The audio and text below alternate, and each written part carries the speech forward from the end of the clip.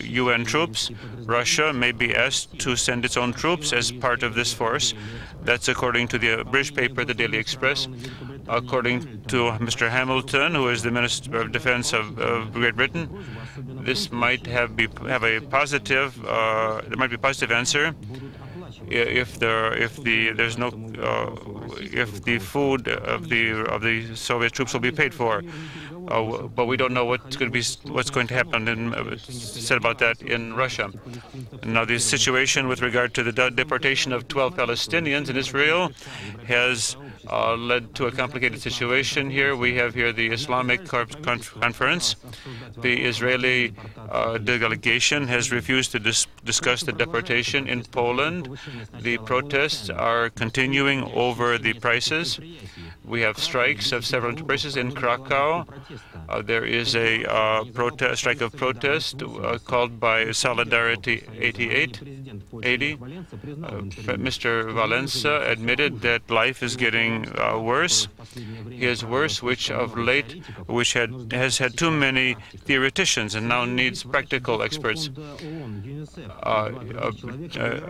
A UN doctor and two members of UNICEF were wounded, and also one Russian was wounded. They were rendering assistance to persons who had suffered in the clashes. Since November, roughly 20,000 persons have perished in Somalia. A powerful bomb was exploded in Belfast. The IRA warned the police about this terrorist act. Several policemen who were conducting the evacuation were wounded during the explosion. In the Moscow airport, there was a plane which was not unloaded for a whole day. It was 120 tons of beef. What is this? More ridiculous Russian affairs? No, there were rumors that the meat was not acceptable as for human food. Documents were provided confirming that the meat was not infected. Only after that was the plane admitted to Moscow, but it was not unloaded since supplemental documents were likewise requested. Until the circumstances clarified, this plane will be sent to Murmansk, and we've learned that it's already in Murmansk.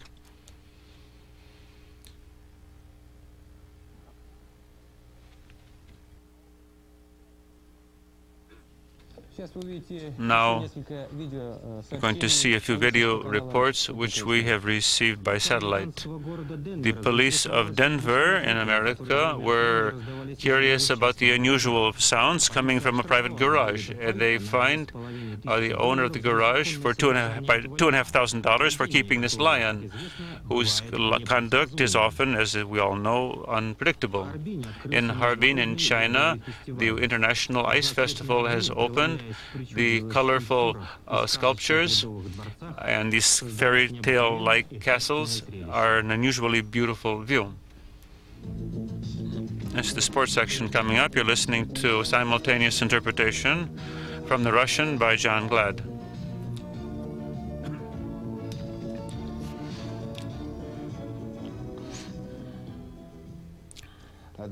Good evening.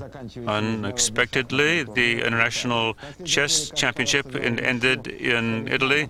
Kasparov had tied with Khalifman, Anand beat Beliavsky, and now has 6 points, and is in first place. He might be overtaken by Gelfand if he wins the postponed match with Karpov. He has 5.5 points. There are 3.5 days to the begin of the Olympic Games in Albertville.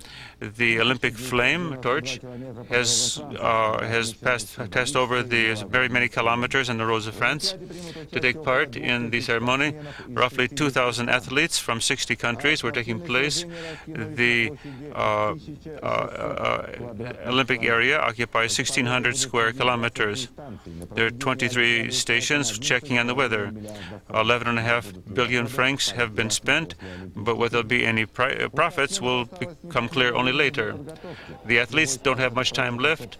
Now they're checking out their forces, their abilities. This is Toni Nieminen from Finland. More than once has delivered traumatic blows to his opponents on the ski jump.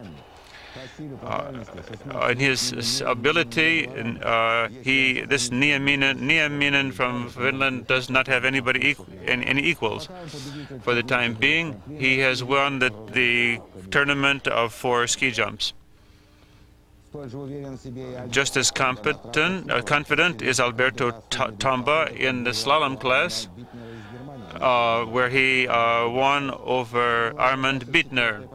This was 24th victory. You have the impression that it's impossible to beat him if he doesn't make any mistakes himself. Evidently, the Olympic season has its special requirements. But he's achieved almost everything, but for him, it's all a matter of prestige.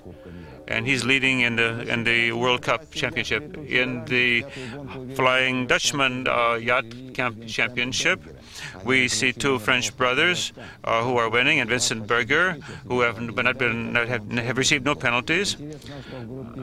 In the group of leaders, they are basically Europeans, and that's not an accident, since this class of sailing is the most popular in Europe.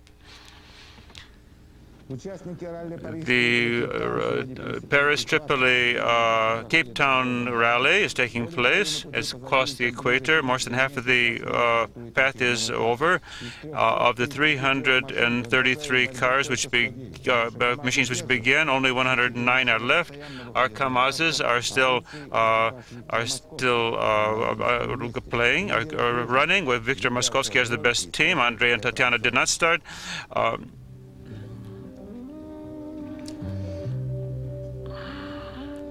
This is the weather coming up. In Murmansk, it's -12 to -17 Celsius. Karelia, -2 to -7. In Belarus, it's -4 to +1 with precipitation. Ukraine, -1 to +4. In the south, +5 to +9. Middle Volga, -2 to -7. A little snow. Kazakhstan, -5 to +3. Snow in the west and north. Uzbekistan, +3 to +8. Snow in the mountains. In Perm, -10 to -15.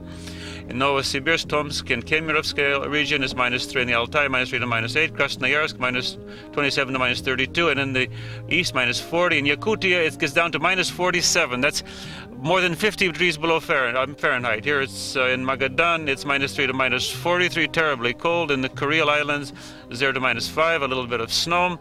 St. Petersburg, -1 to -3. Moscow, -7, -9 at night, and -3 to -5 in the daytime.